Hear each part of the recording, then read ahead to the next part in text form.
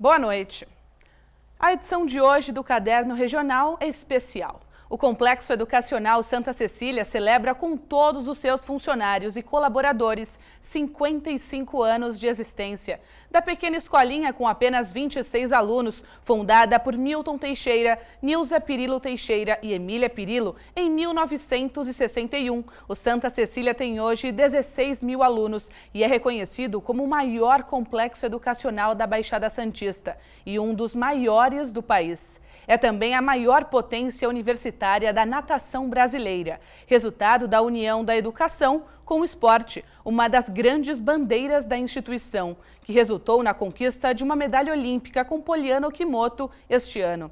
Celebramos hoje todos nós da Universidade Santa Cecília, Unisanta, do Colégio Santa Cecília e também do Sistema Santa Cecília de Comunicação. Hoje, o dia é de reforçar o que todos os funcionários e estudantes sempre dizem: temos orgulho de ser do Santa.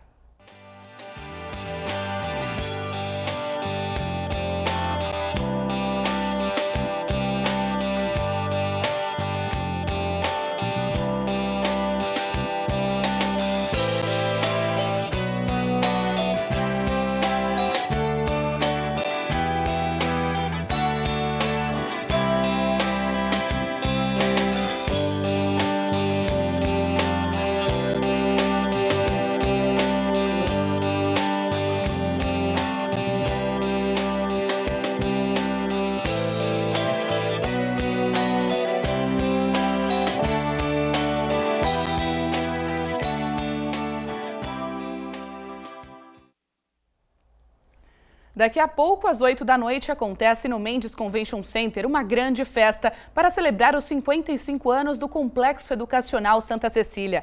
A família Teixeira, personalidades, funcionários e colaboradores irão acompanhar o show do cantor e ator Daniel Boaventura e orquestra. O repórter universitário Beni Coquito Filho conta como tudo começou. Toda história tem um início e essa vai começar por um telefone. Não, o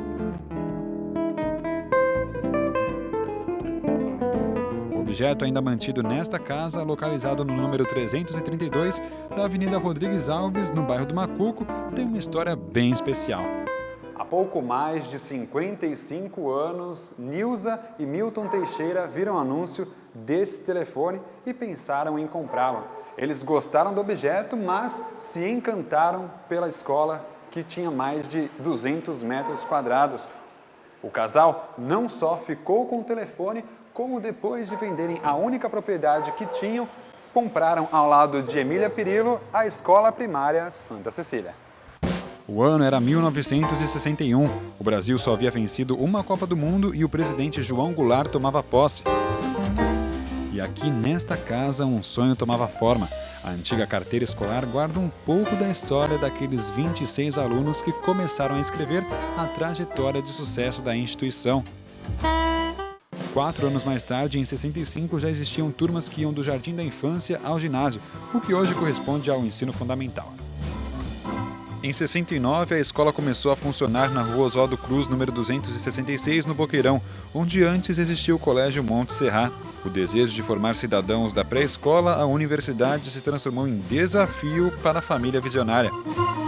Novas instalações começaram a ser construídas e em 1971 foi implantado o curso de Engenharia Operacional, o primeiro de graduação do Complexo Santa Cecília.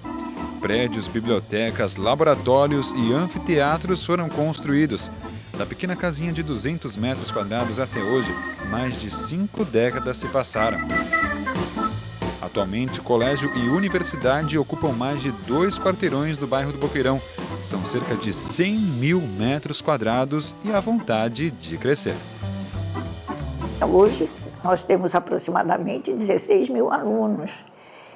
E com muito sacrifício, com muito trabalho, com muita dedicação e também com um ideal, né? Um ideal de vida que nós, até hoje, estamos com esse ideal e que temos sonhos para realizar, se Deus quiser, muito mais. Então, um corpo docente de professores estudiosos, empenhados e preparados em um ensino moderno, de qualidade e de novas técnicas de informação. O importante é agradecer a todos que trabalharam, que colaboraram na realização desse ideal, desse sonho, e particularmente as famílias que de geração em geração acreditaram e acreditam no nosso trabalho e no nosso ideal de vida. Você deve estar se perguntando, mas isso tudo não teria acontecido sem o telefone? Eu até posso dizer que sim. Contar uma história de 55 anos não é nada fácil. A gente pode e deve enaltecer os grandes feitos, falar de conquistas, sonhos, mas são os pequenos detalhes que fazem a diferença.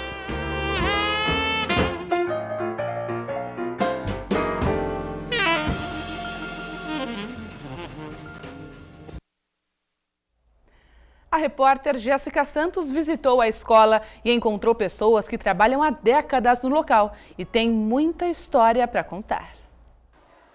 São 1.400 alunos da educação infantil ao ensino médio e 110 funcionários. O Colégio Santa Cecília, ao longo dos anos, coleciona história e personagens que fazem parte desses 55 anos. Um deles é a diretora Marilisa Grotoni. A história dela na instituição teve início há 54 anos, quando o fundador Milton Teixeira a convidou para trabalhar no local. Eu estava jogando vôlei na barraca de praia. E ele era do Atlético, que ele sempre amou o esporte, e fez um convite. Eu estudava pela manhã, eu tinha 15 anos, estava no primeiro ano do magistério, se eu podia ajudar na escola, porque a escola era uma escolinha pequenininha, na Rodrigues Alves, na esquina da Silva Jardim. Só tinha uma salinha da recreação infantil, que era o antigo prézinho, e mais do primeiro ao quinto. Eu fiquei extremamente feliz porque eu sempre amei ser professora e amo até hoje o que eu faço. E comecei. Com o tempo, Marilisa se consolidou como um dos nomes mais importantes da escola e assumiu a direção do colégio em 1980. Desde então, acompanhou todas as mudanças no Santa Cecília. Começamos na escolinha, da escolinha da Rodrigues Alves fomos para Luiz de Camões, quando iniciamos o Fundamental 1 e alguns cursos técnicos no período da noite. E em 70 nós já começamos aqui no Oswaldo Cruz. Aí realmente foi aquele crescimento maravilhoso, um bairro nobre, mas sempre com a humildade que nós sempre tivemos com a nossa clientela desde a Rodrigues Alves. Denise é outra pessoa que tem uma relação antiga com o colégio. Em 24 anos, ela já assumiu diversas funções. Foi monitora, fez estágio durante o magistério, foi inspetora de alunos e também trabalhou como assistente na diretoria. Em 1996, realizou o grande sonho. Foi professora de uma turma de educação infantil. Fiz o magistério. Durante o magistério, tive a oportunidade de ser uma aluna monitora, então eu já trabalhava, tinha uma porcentagem de desconto, né, na mensalidade, e trabalhava, de vez em quando substituía e amava aquilo, né, vivia ali no meio das crianças, eram turmas numerosas, muitas crianças, um grupo de professoras maravilhoso, assim, que acolhia, que nos recebia muito bem, né, então foi um período muito legal. E tinha o sonho que, logo que eu me formasse, eu ia ter uma sala, né? Então, foi quando eu saí, porque eu acabei o magistério, entrei na faculdade de fonoaudiologia, mas achei que, não, agora eu sou formada, eu vou ganhar uma sala de aula. E, na época, falei para a Marilisa, se eu tiver uma sala, eu fico. E ela falou, olha, infelizmente, você até gostaria de te dar uma sala, mas eu não tenho essa sala para você agora, né? Então, eu saí, cabeça dura, né? Depois me arrependi muito, mas passou 6 meses, estava eu aqui de volta. Marilisa, pelo amor de Deus, o que você tem para mim? Eu volto para fazer qualquer coisa, porque meu lugar é aqui, né? Eu já estava com raiz aqui dentro, não tinha como sair. Andréa fez o ensino médio e se formou em magistério no próprio Colégio Santa Cecília. Há 10 anos, ela retornou para trabalhar como professora e, em 2011, assumiu a coordenação pedagógica da educação infantil. O carinho é tão grande que os 3 filhos dela também estudam aqui. Falo, aqui é a extensão da nossa casa, né? Meus filhos estudam aqui, minha filha pequena, tenho 2 filhos, um está se formando esse ano, meu marido estudou aqui no colegial, fez faculdade aqui, então eu falo, né, aqui é a nossa casa, a gente se sente mesmo em casa. A cada momento você tem mais vontade de trabalhar, mais vontade de crescer, e eu também me sinto privilegiada de uma equipe maravilhosa que eu tenho. A minha equipe técnica pedagógica são vencedoras. Foram minhas ex-alunas e hoje são coordenadoras que elas vivem a escola tanto quanto eu. Vivemos mais a escola do que a nossa casa propriamente dita. E com isso, você fazendo aquilo que você gosta, com amor, num ambiente familiar, eu acho que só tende a crescer cada vez mais. Então, realmente, a gente só tem a agradecer a Deus por nos ter dado força, trabalho e realmente essa dedicação de cada um. Só tenho a agradecer. Como você já viu, alguns funcionários acompanham o trabalho do Complexo Educacional desde o início. Uma delas é a professora Luísa Helena. Há 48 anos, escalo esta montanha que começou na Portinha e terminou numa enorme cidade, o Santa Cecília. Para mim, esta é a segunda casa. A primeira, onde residi com meus familiares de sangue, e a segunda é o Santa, onde me sinto bem e sempre cheia de coragem para enfrentar as dificuldades quando surgem e por contar com a ajuda de todos, superiores e colegas. Amo o que faço, aprendi e aprendo sempre com vocês. Excelente no português e tímida em frente às câmeras, a professora Luísa Helena escreveu esta cartinha como seu depoimento. Mas a gente queria mais. Queremos contar a história de como a então recém-formada professora começou a trabalhar na escola da Rua Rodrigues Alves. Eu morava no primeiro andar e o Dr. Milton, com a família, mudou para o segundo andar. E eu, recém-formada, sempre envergonhada, minha mãe, um dia, descendo com o Dr. Milton pelo elevador e falou para o Dr. Milton se ele tinha uma vaga na escola, no colégio. Aí ele pediu para eu ir lá no dia seguinte. Fui e comecei na Portinha. Rigorosa, a professora lembra que exigia dos alunos um caderno para passar a limpo a matéria. Na prova do hino nacional, notinhas em volta da folha, né, porque eu sou professora também de música, e cobrava tudo e mandava que eles escrevessem todo o hino nacional. Eu era detestada na época, mas agora eles dão valor. E até hoje eles encontram comigo, já idosos, tem médicos, tem todas as profissões. E eles falam, ai, o caderno, ai, aquela vírgula, o hino nacional. É muito gratificante. De lá para cá se passaram 48 anos. Em 2012, Dona Luísa Helena deixou as salas de aula para assumir o desafio de comandar os textos do portal da escola na internet. Fiquei em sala de aula há 33 anos e quando surgiu a internet, a administradora pediu que queria que corrigisse, né? Então, a Marilisa me deu essa oportunidade, saí de sala de aula e estou no portal. Sou a revisora do site do colégio. Já aposentada, a funcionária não pretende parar de trabalhar tão cedo. Só se surgir algum imprevisto, quer dizer, morrer, que ninguém vai ficar para semente. E se me mandarem embora? Senão eu fico aqui. Até de bengalinha. Ah, que legal! Adoro estar aqui, adoro o que eu faço. Aprendi muito e aprendo, até hoje.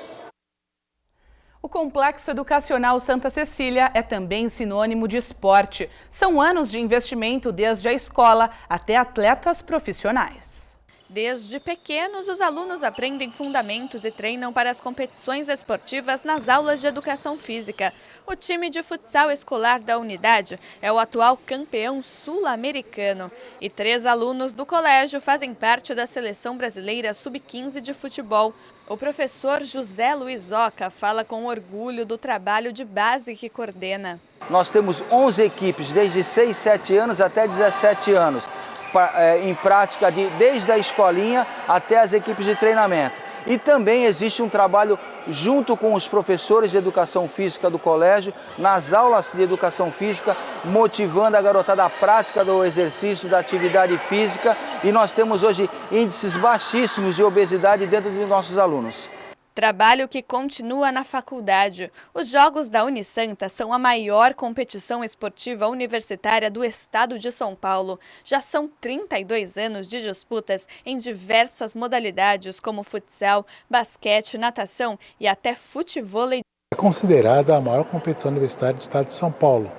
Tanto é que a Federação Universitária Paulista, que é do estado, faz parceria com a Unisanta com os jogos e os campeões dos Jogos da Unisanta disputam com os campeões da capital para ver quem é o campeão do estado, por modalidades.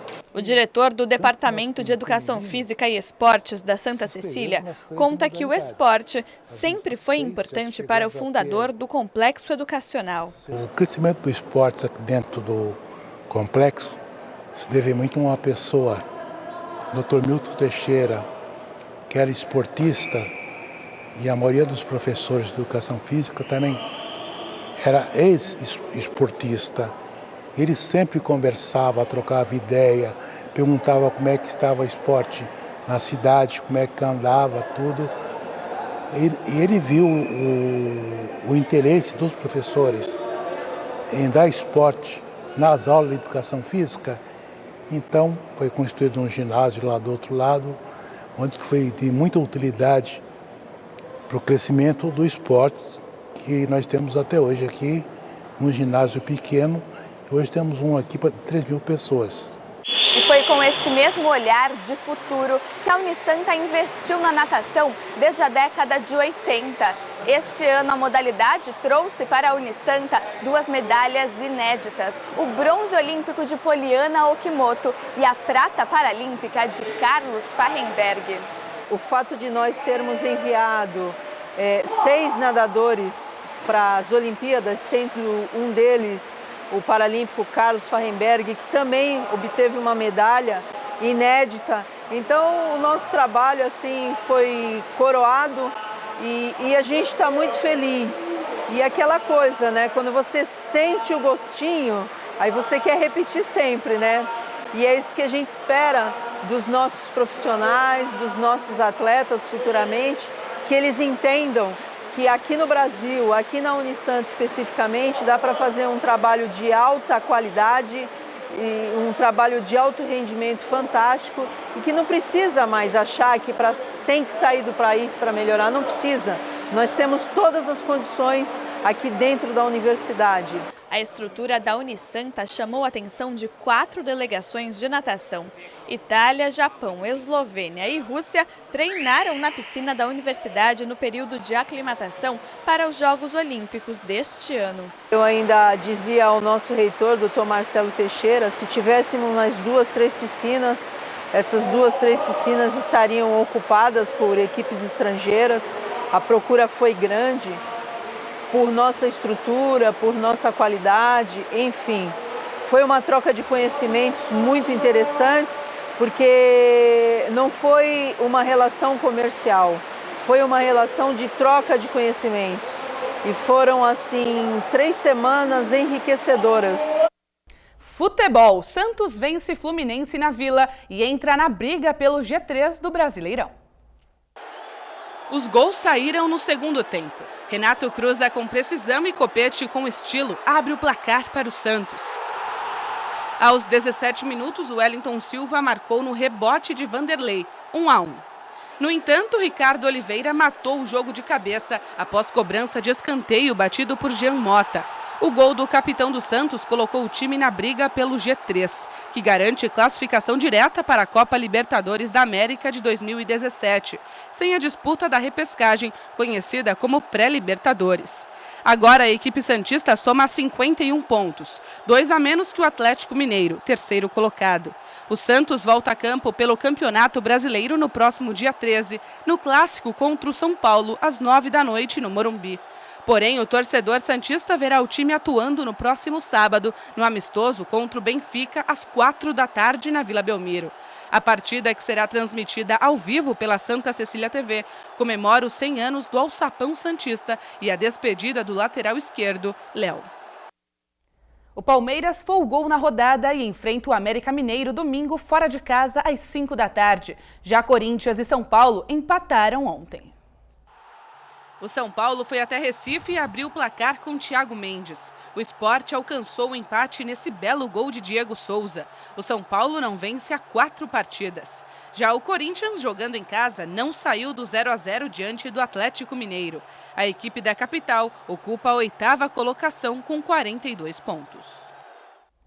O artista plástico Maurício Adinolfo está com um projeto inusitado em Santos. Trata-se de uma instalação na areia da praia que mostra a expansão do porto. Quem passa pela Praia do Gonzaga em Santos encontra 2 embarcações na areia que chamam bastante atenção. Curioso, bem curioso, interessante. O que você lembra vendo esses 2 barcos? O que você acha que deve ser? Um passado recente, eu diria isso. Eu achei estranho, eu estava passando aqui pelo Gonzaga, olhei aquilo ali, eu falei, será que o barco está atracado, alguém esqueceu? Porque eu achei estranho, nunca vi isso daqui em Santos. Os 2 barcos fazem parte do projeto Calado no Cais, uma instalação temporária criada pelo artista plástico Maurício Adinolfo. Esses 2 barcos que eu trouxe do Perequê, que é uma praia aqui no Guarujá, né, muito conhecida pelo trabalho de pesca, pela comunidade caiçara que tem, e os construtores navais também de lá. Então é uma das poucas praias, né, do litoral da Baixada que ainda mantém uma construção naval de madeira tradicional. Então eu tenho feito uma pesquisa e um contato direto com eles lá.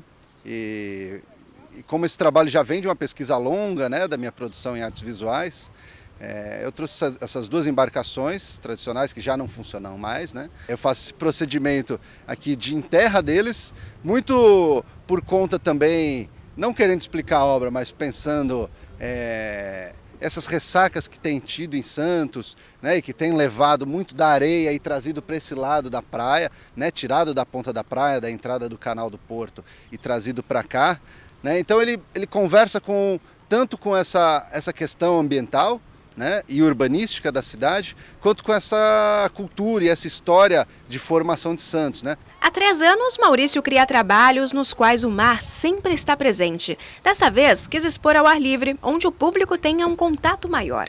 Eu tenho trabalhado com embarcações já há uns 3 anos diretamente, assim. Na verdade, desde 2013 eu tenho já feito várias instalações e projetos com comunidades e com associações de barqueiros e pescadores.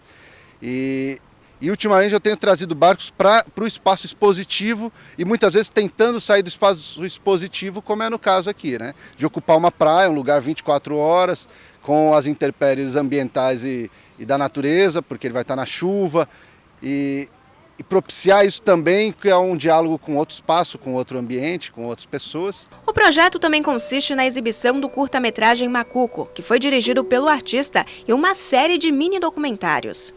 Esse curta ele tem, eu diria que ele é mais experimental, até a formação dele, apesar dele ter uma certa linearidade, né, ele não tem falas, ele é basicamente som, música e som, como o Canto das Baleias de Bart e algumas outras criações no meio. Mas ele tem o foco central na passagem do porto ali, do canal, e também 2 atores, que são aqui de Santos, que é o Márcio Barreto e a Virgínia Espósito, que formam um casal ali numa travessia, que é filmado também na Praia do Góis. Enfim, eu acredito que ele tem tanto o mar quanto a relação humana como mote principal, assim. A exposição fica na Praia do Gonzaga, próximo à Praça das Bandeiras, até o dia 16 de outubro. Os vídeos serão exibidos no dia 5 no Sesc de Santos e no dia 11 no Cinearte Posto 4. E a edição de hoje fica por aqui, desejando muitos outros 55 anos a este complexo educacional que é amado por todos os santistas. Amanhã o Caderno Regional volta a ser apresentado em seu horário normal, às 7h30 da noite, pelo Irineu Alves. Obrigada pela companhia. Tchau!